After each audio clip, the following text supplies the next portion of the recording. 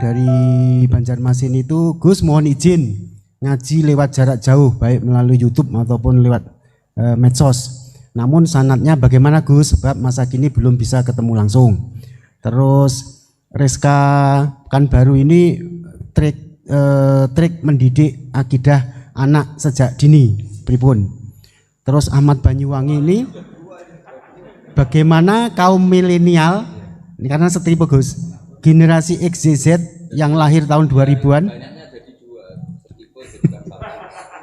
bagaimana membuat menarik belajar tasawuf bagi generasi anak-anak.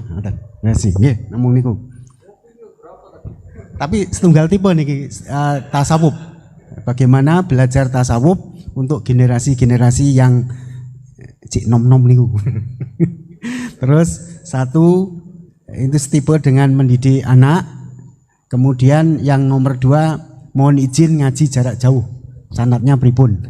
Karena belum bisa ketemu. Begini ya, saya mungkin yang kesekian kali ya punya tamu dari Kalimantan, dari Sulawesi. Memang kalau sebagian mereka pernah mondok itu tersiksa karena ngaji saya hanya lewat virtual atau lewat medsos. Kebaikan itu pasti sudah benar. Jadi dengan ketemu langsung maupun enggak itu secara sana itu sudah cukup.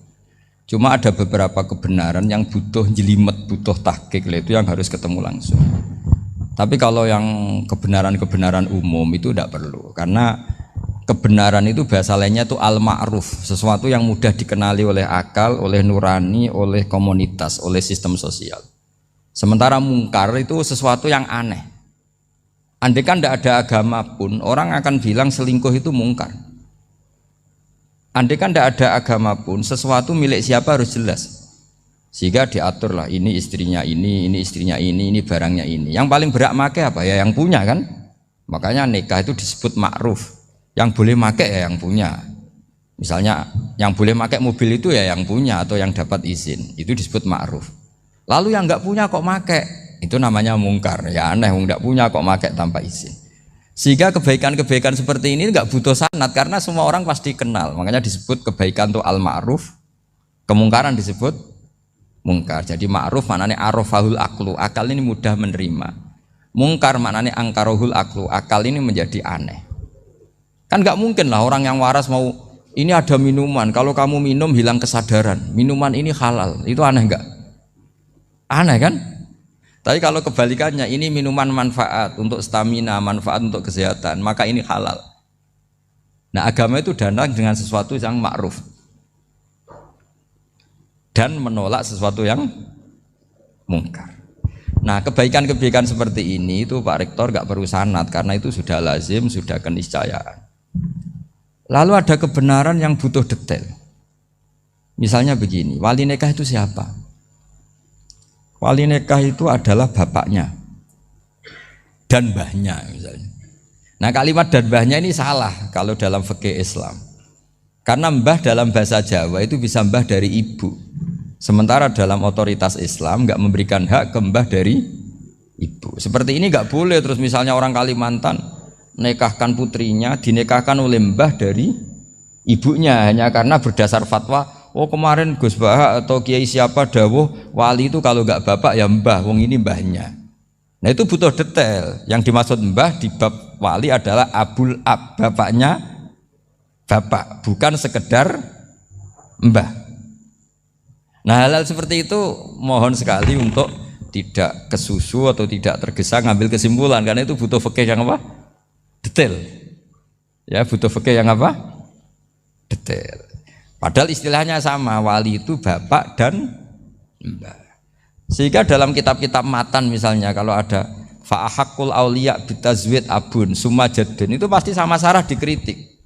Al-aula ayyakula abul ab, seharusnya jangan dikatakan mbah karena kalau mbah memasukkan dari ibu, yang benar adalah abun fa'abul ab, bapaknya bapak. Nah, jadi kira-kira gitu Pak Rektor. Gantian jenengan yang menjelaskan ini. Yang nomor 2, Reska Pekanbaru itu kalian bagaimana mendidik akidah dan tasawuf bagi generasi-generasi milenial ini? Ya kayak tadi, tasawuf maupun tauhid maupun ilmu moral apapun itu mudah sekali dididik. Ciri utama agama ini itu ad-dinu yusrun, agama itu mudah. Mudah itu artinya ya nurani nerima ya gampang, akal ya gampang, komunitas ya nerima gampang. Kayak tadi penjelasan saya tentang Tuhan. Ada orang miskin dari Indonesia, misalnya kuliah di Amerika. Dia mulai kecil tahu yang seharusnya jadi Tuhan itu siapa. Ya yang menciptakan langit bumi, sebaiknya yang jadi Tuhan itu siapa? Ya yang wujudnya paling awal.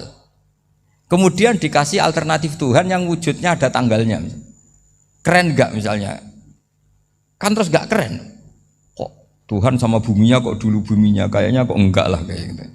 Artinya barokahnya logika yang sehat ini kan, ya setahu saya hampir jarang kan yang murtad masalah tauhid itu. Kalau moral banyak yang agak nakal, tapi secara tauhid jarang yang murtad karena tanaman logika tauhid itu mantap di Indonesia.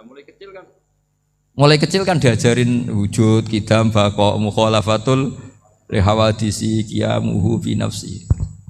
Sama, moral juga gitu. Jong jogeman misoi wong, kan dipisoi sakit enggak? Jangan pernah mencubit orang, dicubit itu sakit.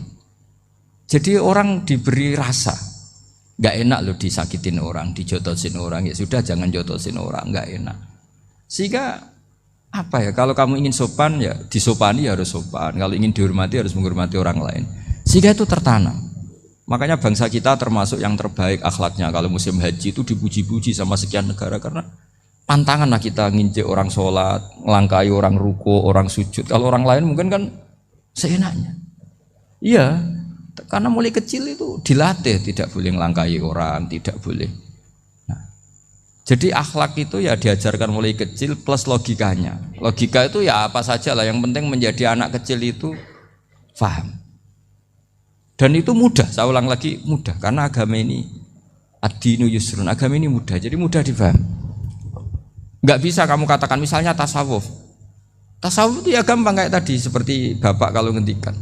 Makanan yang membuat enak itu karena menunya yang mewah kamu cocok atau karena kamu lapar. Lama-lama orang kan berpikir, ya setiap puasa itu kok tempe enak, tahu enak, tapi kalau sudah buka, sudah kenyang, apa saja semuanya menjadi tidak enak. Padahal kualitas menunya masih enak, tapi gara-gara kenyang menjadi tidak enak. Berarti penyebab enak itu lapar apa menu? Lapar. Jadi apa ya, kearifan-kearifan ini loh yang menjadikan luar biasa. Makanya tadi ada kalimat yang benar, wa ja'alaha kalimatam baqiyatan fi aqibih. Jadi Ibrahim adalah nabi yang sukses menanamkan filosofi kebenaran ke anak cucunya. Dah, yang terakhir? Dah. Ini Siti Mutmainah dari Undip.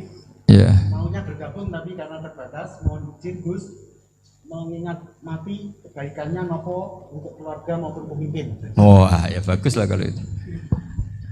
Kalau di kitab-kitab yang saya baca, ingat mati itu tidak selalu baik, juga tidak selalu buruk. Malah kalau menurut Sayyid Abdul Al-Haddad, khusus yang para pelajar yang mencari ilmu itu nggak baik ibadahnya ingat mati. Karena dia harus dinamis, harus mobil. Kalau ingat mati kan terus lemes. Tapi kalau untuk pejabat harus ingat mati, kalau enggak korupsi terus. Harus ingat mati. Jadi kalau manfaat bagi keluarga begini ya, saya merasakan. Ini tanya anak saya itu baru tamat aliyah kemarin. Yang satu barusan mondok sarang baru 2 bulan atau 1 bulan. Itu saya kalau bilang ke anak-anak gini, kamu ketemu saya itu harus spesial. Bisa saja bapak besok itu meninggal. Jadi semua hari itu spesial. Karena jangan-jangan ini kenangan terakhir. Nabi itu kalau ngajari orang supaya sholat khusyuk, sholli ka'annaha sholatu muwaddi'in. Kamu sholat seakan-akan itu sholat terakhir kamu. Oh itu mesti serius. Kamu ketemu istri seakan-akan terakhir pertemuan, kayak mau pergi ke New Zealand atau ke Amerika. Aja malam itu spesial karena besok istri saya pergi. Bayangkan kalau itu terakhir mau mati. Sampai ngamuk ras itu lah kan gitu. Jadi hikmah ingat mati itu makanya Nabi diantara riwayat ya. Meskipun riwayat ini diperdebatkan, tapi jelas ini satu petua yang baik. Wa'mal li akhiratika ka'annaka tamutuhud, dan kamu beramal untuk akhiratmu seakan-akan besok itu mati. Maka sholat kita akan spesial, hidup kita akan spesial karena kenangan kita terbaik ya sekarang, besok sudah mati. Sehingga anak-anak saya itu sama saya itu senang sekali. Saya juga sama anak-anak senang. Karena kesempatan ini tidak selalu ada. Jadi, nah, tapi ada kalimat untuknya wa'mal di dunya ka i'mal di dunya ka annaka ta'isu abadan. Untuk duniawi kamu seakan-akan hidup selamanya. Itu maksudnya itu rileks saja. Misalnya hari ini urusan nggak selesai, besok masih ada hidup. Nggak selesai, besok masih hidup. Sehingga rileks. Tapi kalau urusan akhirat harus selesai sekarang karena besok sudah mati. Jadi ingat mati itu positifnya ya tadi, semuanya akan indah. Coba orang yang mau meninggalkan Indonesia, misalnya nyuwun sewu LSM yang biasa demo atau mahasiswa yang biasa demo, terus tawarin, besok kamu kuliah di Rusia. Itu warung apa saja kenangannya baik semua karena mau meninggalkan Indonesia. Tapi kalau tahu gak meninggalkan Indonesia, demo terus. Orang-orang sering demo, tawarin ke luar negeri, kira-kira mau nggak? Pasti lebih suka apa? Indonesia. Orang paling miskin yang ngeluh terus di dunia ngeluh gak pernah nikmat, tawarin mati, mau nggak? Nggak mau kan?